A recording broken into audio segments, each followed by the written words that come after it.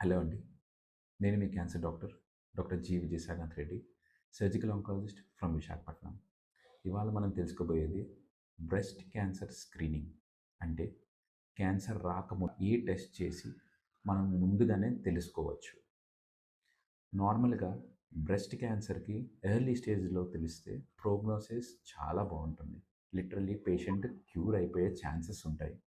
So, internationally అన్ని protocols ఉన్నాయి.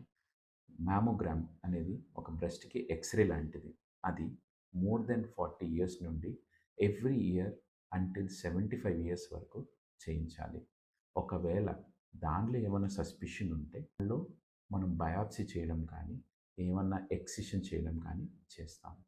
ఒకవేళ గానీ యంగ్ ఏజ్ లెస్ దెన్ 40 ఉంటే అల్ట్రాసౌండ్ బ్రెస్ట్ చేస్తాం. ఒకవేళ గానీ పారివారికంగా బ్రెస్ట్ క్యాన్సర్ ఉన్నది, జీన్ మ్యుటేషన్ ఉన్నది అంటే ఎంఆర్ఐ ఆఫ్ బ్రెస్ట్ కూడా చేస్తూ ఉంటాము. ఇది పేషెంట్ టు పేషెంట్ డిపెండ్ అవుతుంది.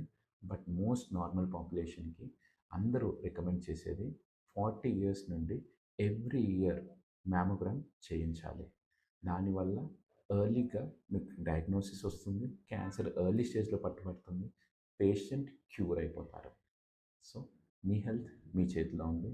స్క్రీనింగ్ తప్పకుండా చేయించుకోండి.